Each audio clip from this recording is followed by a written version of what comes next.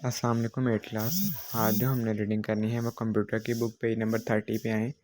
Page number 30 पे लिखा हुआ है अप्लाई बॉर्डर। तो हमने अप्लाइंग बॉर्डर्स किस तरह करना है। Let us create the following sheet in excels के हमारे पास एक्सेल में शीट्स होंगी। स्टेप 1 पे हमने क्या करना है, ओपन एम एस एक्सेल के एम एस एक्सेल को हम ओपन करना है। Write 1 2 3 and 4 in 4 separate cells are show. तो हमारे पास ये सेल्स सारे शो होंगे सेपरेट सेपरेट। फिर स्टेप 2 में करना है क्या, select the cell and then click on the border. हमारे पास बॉर्डर होगा, हमने ऊपर लिखा होगा, ये उन्होंने ये सेल बना भी हुआ है, ये 4 बॉक्सेस जिस पे बने हुए हैं, हमने इस पर क्लिक करना है। फिर आगे ऑप्शन आएगा, तो ये सारे जितने भी साइड पे ऑप्शंस बने हुए हैं, ये bottom border, top bottom, left bottom, ये सारे जितने भी बॉर्डर्स हैं, हम जो भी इस पर अप्लाई करना चाहे वो कर सकते हैं हम अप्लाई। हम अगर ऑल बॉर्डर पे क्लिक करेंगे तो सारी की सारी इक्वेशन जो हमने लिखी हुई है 1 2 3 4, तो वो सारी की सारी पे हमारा बॉर्डर अप्लाई हो जाएगा। ये इस पिक्चर में आपके बना भी हुआ है, जितना भी हमारे पास ये बना हुआ है ना 1 2 3 4, ये सारा बॉर्डर पे उन्होंने ऑल बॉर्डर अप्लाई किया। अगर आप टॉप बॉर्डर अप्लाई करेंगे तो वो टॉप पे बॉर्डर आ जाएगा। अगर आप बॉटम यानी कि बॉटम पे करेंगे क्लिक तो वो नीचे आपके पास बॉर्डर आ जाएगा। We can see data border can has created on all side of data.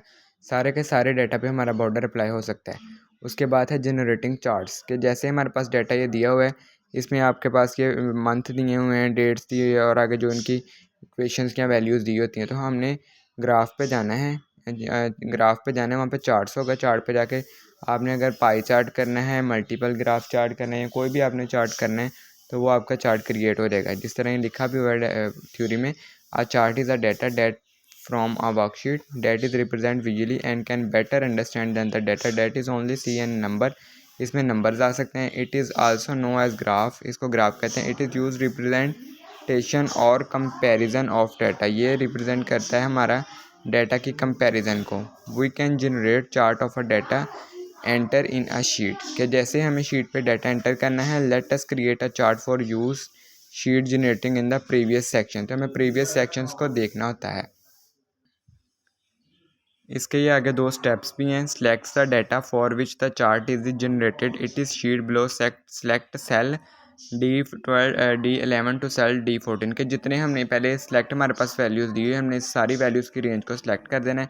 फिर हमने उसके ऊपर चार्ट अप्लाई करना है। फिर वो जिस हिसाब से रेंज होगी वो आपको ना चार्ट प्रोवाइड कर देगा, ये एक्सेल जो होगा हमारे पास। उसके बाद है from the insert tab select the chart icon. Now click the 2D clustered columns chart in this list page appearance. और ये चार्ट जो आपके पास कह रहे हैं, we can see data chart is created with different colour and legals, कि ये डिफरेंट कलर में भी दे सकता है। डिफरेंट जो सा आप कलर सेलेक्ट करेंगे उसमें आपको ये चार्ट प्रोवाइड कर देगा। उसके बाद है नेक्स्ट हमारा टॉपिक है फार्मूलाज इन एक्सेल्स के। एक्सेल पे हमने फार्मूलाज कैसे अप्लाई करने हैं। To perform mathematically computational as Excel formulas use के हमें कोई भी हमें मैथमेटिकल्स को यूज़ करते हुए मैथमेटिकल्स की इक्वेशंस है, हमने उसको यूज़ करते हुए किस तरह फार्मूला को कैलकुलेट करना है। It is the expression that calculate cell values के हमने इसकी सेल वैल्यूज़ को किस तरह कैलकुलेट करना है। द इक्वल साइन, हमने जितने भी नंबर्स होंगे उनको सेलेक्ट करने के बाद हमने पहले हमने इक्वल टू का साइन लगाना है। ये जो इस तरह आपके पास पिक्चर में लगा हुआ है, इक्वल टू का साइन लगाने के बाद हमें वो दे देंगे कि इसमें डिफरेंट किस्म के वो हमारे पास फार्मूला। अगर हम ऐड करेंगे तो हम ए लिखेंगे तो हमें वो ऐड दे देंगे। अगर हमने सब्ट्रैक्शन करनी होगी तो हम एस लिखेंगे, हमें सब्ट्रैक्शन दे देंगे। हमने उसको सेलेक्ट करने के बाद जितनी भी वैल्यूज़ होंगी उसको 1 बाय 1 सेलेक्ट करेंगे और दरमियान में ये कोमा डालेंगे। फिर उसके बाद करने के बाद हमने उसको प्रेस कर देना एंटर के साथ। तो हमारे पास सारी की सारी कैलकुलेशन, जितनी बड़ी कैलकुलेशन होगी वो चंद सेकंड में हमें वो कैलकुलेट करके दे देगा। तो यही इसमें बताया हुआ है। The equal sign and use calculation are always type in cell and the beginning of the formula. The equal sign indicate that you going to the enter a formula, पहले एंटर फार्मूला करना है in the cell में। If you do not enter the equal sign, कि अगर आप equal sign नहीं उसमें लगाते तो Excel will create your enter as text as a calculation will fail, तो वो आपकी कैलकुलेशन को फेल कर देगा। इक्वल टू के साइन से हमारा फार्मूला बनना है। Formula use refers of the cell for calculations. It means we have to provide the reference to the cell on which the formula will be applied, कि हमें जो भी अप्लाई करना पड़ेगा फार्मूला इसमें हमें उसका रेफरेंस चाहिए। For example if you want to add the value enter in cell one A1 and 2, जब हमने दो A1 A2 वैल्यू को ऐड करना है, want to display the result in cell A3, तो हमारे पास A3 में वो रिजल्ट दे देगा। तो कैलकुलेशन में A1 प्लस A2 देगा। उसके बाद हमने कहना है when you press enter cell A3 का सेल हमने एंटर करना है। इफ़ यू शो रिजल्ट तो हमें वो रिजल्ट सारा शो कर देगा जिस तरह आगे पिक्चर में हुआ है कि 28 और 25 को ऐड किया तो 53 आ गया। आगे है फंक्शंस। तो फंक्शंस में भी सारा यही काम है। Formula are the functions are the formula with name, हमने उसको नेम दे देना है। Most of the function are provided in Excel itself, के ज़्यादातर फंक्शन होते हैं कि हमें सिर्फ ये फर्स्ट वर्ड लिखना पड़ेगा तो वो सारा हमें आगे बता देगा कि एस लिखेंगे तो वो सम हमें दे देगा। लेकिन the function can also be build in function, हम इसको बिल्ड इन फंक्शन कहते हैं। The perform calculation on value called arguments all of the Excel function are located in the ribbons formula tab, इसको हम रिबन फार्मूला टैब भी कहते हैं। For example if we want to perform the calculation in the above example with a function we have a write in cell 3 as sum a और a1 और a2 को हम add करेंगे तो वो आ जाएगा हमारे पास।